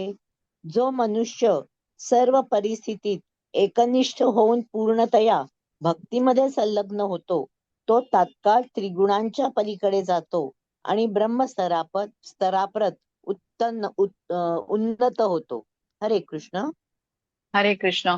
आता बघा, आपणही भक्ती सेवेमध्ये जेव्हा संलग्न होतो, सुरुवात करतो, तेव्हा या तीन गुणांचा प्रभाव आपल्यावर असतो. तो हळूहळू कमी होऊ लागतो. जसा जेवढा अधिक वेळ आपण कृष्ण भावनेमध्ये घालवतो तसा तसा जी साधना असते ती करतो नियमितपणे, सातत्याने, तेव्हा हा प्रभाव कमी होतो. तर त्यासाठी हा अध्याय समजून घेतला पाहिजे आपल्याला व्यवस्थितपणे. गुणांचं महत्व, गुणांचा प्रभाव कसा आपल्यावरती म्हणजे आपल्यामध्ये बदल घडवून आणू शकतो. तर सत्वगुण हा तीन गुणांमधला श्रेष्ठ गुण म्हटलाय. जसं की आता विमानाची धावपट्टी असते ना, रनवे असतो जिथून ते विमान उड्डाण करू शकतो, तसा हा सत्वगुण आहे. धावपट्टी सारखा म्हणजे विशुद्ध सत्वगुणाकडे प्रगती करण्यासाठी खूप सहाय्यक ठरतो. जसं विमान जमिनीवरून आकाशाकडे मार्गस्थ होतं या पट्टीच्या द्वारे, तर तसा हा सत्वगुण आहे. म्हणजे तेवढी मिनिमम क्वालिफिकेशन पाहिजे ऊर्ध्व प्रगती करण्यासाठी. आता हा विशुद्ध सत्वगुण म्हणजेच गुणातीत अवस्था किंवा तिन्ही गुणांच्या प्रभावातून मुक्त असलेली वसुदेव अवस्था असं म्हटलेलं आहे. आणि जे भगवत धाम आहे, इथे सर्व भक्त, गोलोकधाम, वैकुंठधाम, इथे सर्व भक्त हे विशुद्ध सत्वगुणामध्ये स्थित असतात. तर इथे भौतिक जगात मात्र सत्वगुण श्रेष्ठ मानला गेलेला आहे. तरी सदैव कोणी सत्वगुणात स्थित राहू शकत नाही. सत्वगुणी व्यक्तीचं ध्येय विशुद्ध सत्वगुणापर्यंत म्हणजे विशुद्ध सत्वगुणापर्यंत प्रगती करायचं नसेल तर त्याला सत्वगुण टिकवून ठेवणं फार अवघड आहे. तर तिन्ही गुणांमध्ये कारण वर्चस्वासाठी सतत चढाओढ सुरू राहते.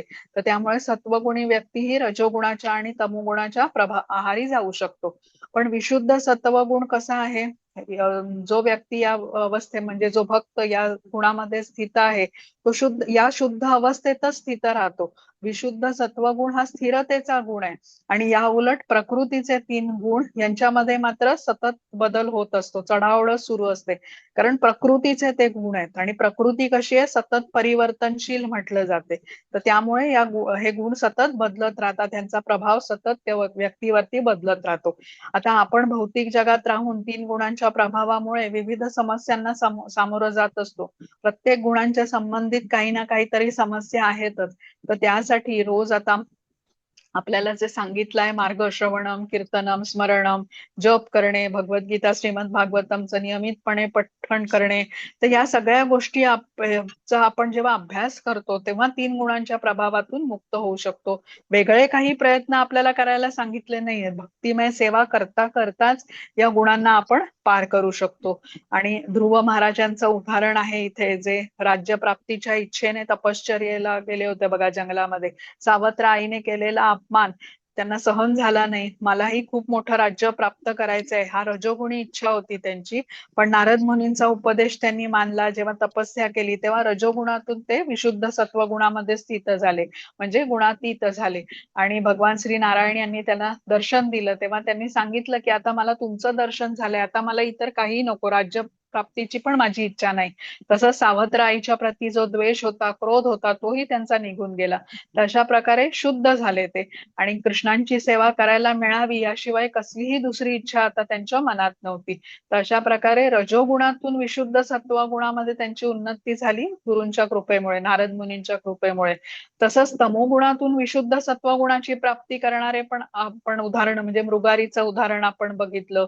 वाल्या कोळीने वाल्मिकी ऋषी झाले ते, किंवा जी लक्ष हिरा नावाची एक वेश्या होती जी नामाचार्य हरिदास ठाकूर यांचं लक्ष विचलित करायला आली होती, तीही त्यांच्या कृपेने एक श्रेष्ठ वैष्णवी झाली.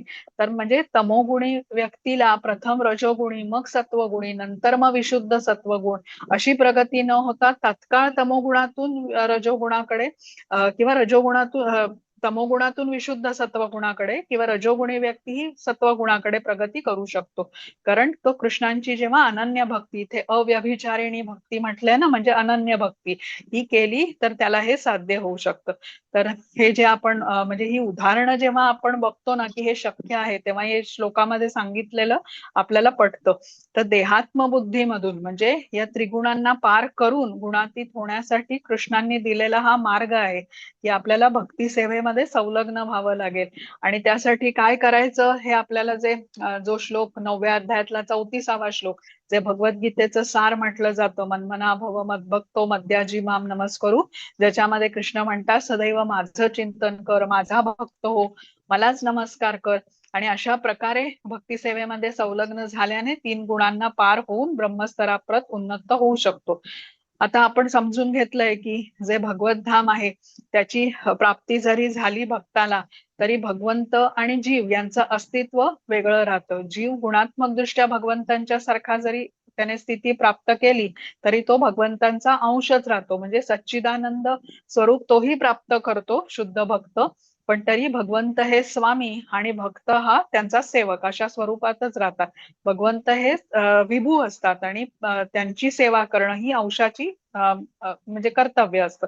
त्याप्रमाणेच ही स्थिती राहते. म्हणजे भगवंतांना श्रेष्ठ मानून त्यांची भक्ती किंवा भक्ती योग जो करतो तर तेव्हा तो मग दिव्य स्तरावरती स्थित होतो, म्हणजेच ब्रह्मस्तराप्रत उन्नत होऊ शकतो जे इथे म्हटलेलं आहे. आणि भगवंतांची सेवा करण्यासाठी ही गुणातीत अवस्था ही पात्रता आहे. ही गुणातीत अवस्था प्राप्त केल्याशिवाय आध्यात्मिक धामामध्ये आपण प्रवेश करू शकत नाही. आता 27वा बघू. हरे कृष्ण. हरे कृष्ण. ब्रह्मणो हि प्रतिष्ठाहम् अमृतस्य व्ययस्य च शाश्वतस्य च धर्मस्य सुखस्य एकांतिकस्य च.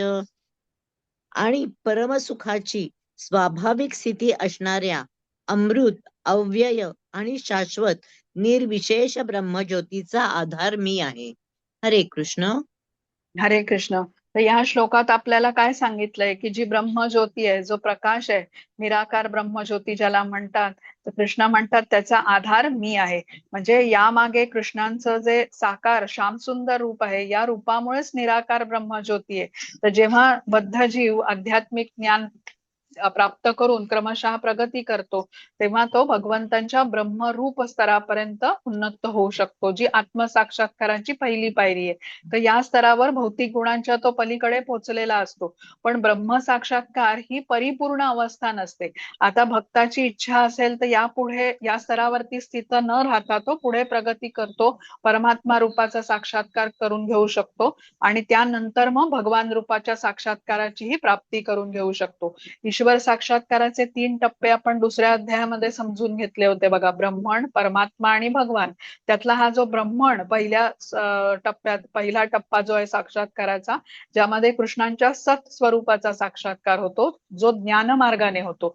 नंतर त्याहून पुढे प्रगती केली तर परमात्मा स्वरूपाचा साक्षात्कार म्हणजे सत आणि चित या स्वरूपाचा साक्षात्कार होतो, तो ध्यान मार्गाने योगींना होतो. आणि त्याहून पुढे कोणी प्रगती केली, भगवान स्वरूपाचा साक्षात्कार, तो सच्चित आनंद स्वरूपाचा पूर्ण साक्षात्कार म्हटला गेलेला आहे, जो भक्ती योगाच्या द्वारे एका शुद्ध भक्तालाच होऊ शकतो. आणि म्हणून पुढे मग आता 18वा अध्याय जेव्हा जाणू आपण, तेव्हा कृष्ण म्हणतात भक्त्या माम अभिजानाती, म्हणजे सच्चिदानंद भगवान स्वरूपाचा संपूर्ण साक्षात्कार केवळ भक्तीद्वारेच प्राप्त करता येतो. केवळ शुद्ध भक्ती सेवेद्वारेच भगवंतांचं दिव्य गुण, दिव्य ऐश्वर यांना कोणी तत्वतः जाणू शकतो. आता इथे हा अध्याय संपलेला आहे आणि आपण काय समजून घेतलं की आता स्वभावता बघा, म्हणजे स्वाभाविकपणे जीव हा ब्रह्मस्वरूपच असतो, गुणातीतच असतो. पण भगवंतांच्या पासून वेगळं होऊन भौतिक प्रकृतीवरती स्वामित्व गाजवण्याच्या अयोग्य इच्छेमुळे तो भौतिक जगामध्ये येतो. जर आता जीव आपल्या मूळ स्वरूप स्थितीत असेल, म्हणजे शुद्ध अवस्थेत असेल, तर तो गुणातीत असेल आणि आध्यात्मिक जगामध्ये स्थित असेल आणि भगवंतांची सेवा करण्यात कार्यरत असेल. पण भगवंतांपासून विमुख झाला जीव, भगवंतांच्या शिवाय स्वतंत्रपणे भोगण्याची इच्छा त्याच्यामध्ये जेव्हा आली, त्यामुळे तो भौतिक प्रकृतीमध्ये आला आणि त्रिगुणांच्या प्रभावाखाली त्यामुळे तो आला आणि भौतिक जगात असल्यामुळे त्याची आता ही भोग इच्छा राहिली. आता जेव्हा जीव कृष्ण भावना भावित कार्यात स्वतःला संलग्न करतो, तेव्हा ही स्वतंत्रपणे भोग करण्याची जी अयोग्य इच्छा आहे ना, ती क्रमशः क्षीण होऊ लागते. म्हणूनच श्रवणम, कीर्तनम, स्मरणम या कार्यात नवसाधकाने संलग्न व्हायला पाहिजे असं सांगितलं जातं. आध्यात्मिक गुरूंच्या उपदेशांचं पालन करायला सांगितलं जातं, भक्तांचा संग ठेवायला सांगितला जातो, भक्तिमय सेवेत जोडून घ्यायला सांगितलं जातं.